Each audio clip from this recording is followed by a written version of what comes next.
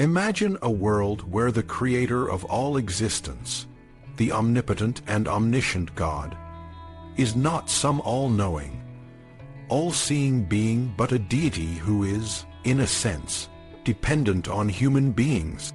This might sound blasphemous or absurd, but it is a fascinating perspective that offers a unique understanding of the character of God, as portrayed in the Bible. God, in this view, is not a static, perfect being but a dynamic and evolving protagonist in a grand narrative. This video will explore how God's character develops through the early books of the Bible, particularly Genesis and Exodus, and how his relationship with humanity shapes his identity and actions. In the beginning, God is introduced as a being who is not fully formed or self-aware. Unlike human beings who have a history that defines and makes them self-evident, God is a protagonist who begins without any history. He is the creator, but at the start he is also unmade, uncertain, and struggling to understand himself. This is a radical idea, but it is essential to understanding the narrative of the Bible. God's quest for a self-image is not a trivial pursuit, but a fundamental aspect of his existence. He needs to see himself reflected in his creation, and particularly in humanity, to gain a sense of who he is. The act of creation is God's first step in this process. He creates mankind in his own image, a profound statement that suggests a deep connection between the creator and the created. This act is not just a one-way process. It is a reciprocal relationship.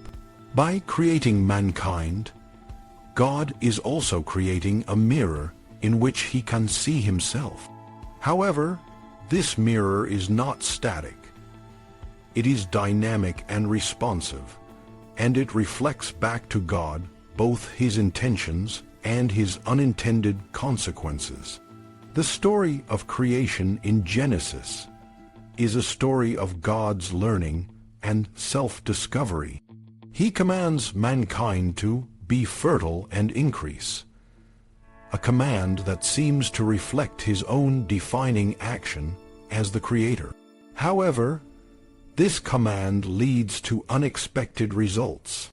Mankind's fertility and self-multiplication anger God, leading to the flood. This act of destruction is a response to the realization that unchecked fertility was not what he had in mind. But the flood also reveals that destruction is not the solution either. God makes a covenant with Noah, promising never to destroy the world again.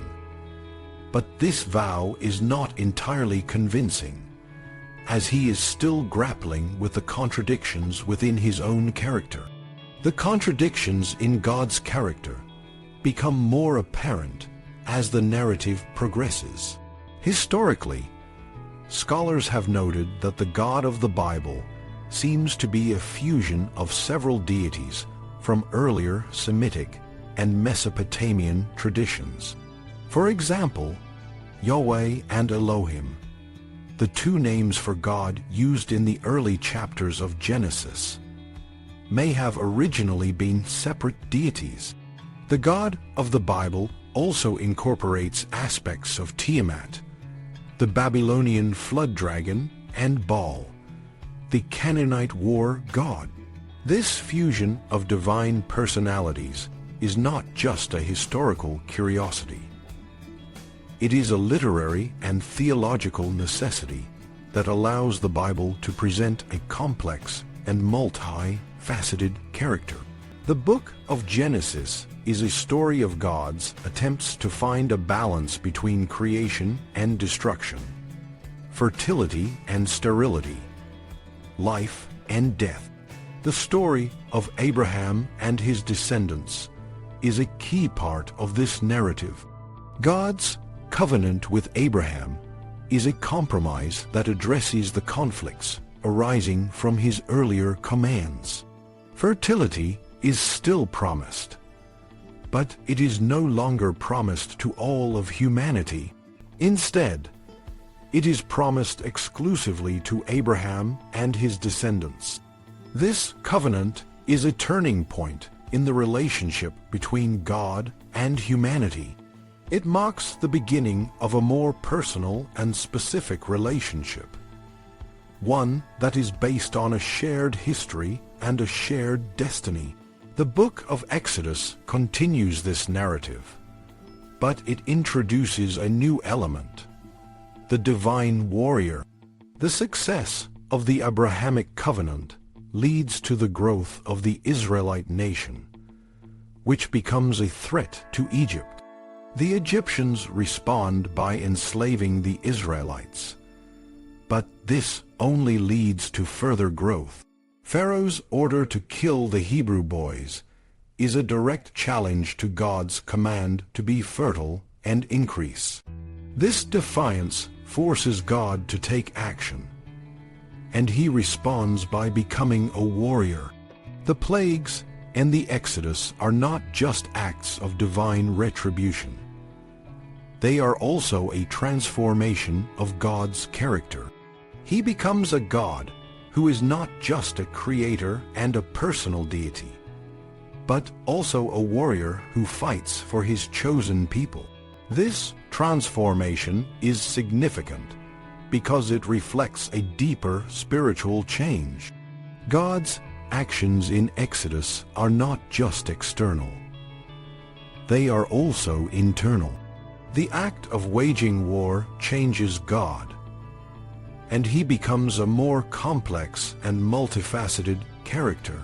He is no longer just the God of Abraham, Isaac, and Jacob. He is also the God of the Exodus, the God who delivers his people from slavery and leads them to freedom. This transformation is a necessary part of the narrative, as it allows the story to move forward and address the new challenges that arise. The relationship between the plot of the Bible and the character of God is intricate but coherent. The narrative is not just a series of events. It is a story of God's self-discovery and self-definition. Each action leads to another, and each action reveals more about God's character. The contradictions and conflicts within God are not flaws. They are essential to the story. They drive the plot forward and make the narrative compelling. The Bible is not just a religious text. It is a literary masterpiece that presents a complex and dynamic character in a way that is both profound and engaging. In conclusion, the God of the Bible is a character who evolves and changes throughout the narrative.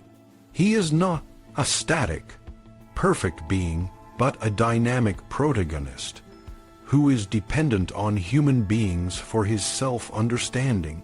This perspective offers a unique and fascinating way to understand the character of God and the narrative of the Bible. The story of God's relationship with humanity is a story of mutual transformation, a story that continues to resonate and inspire to this day.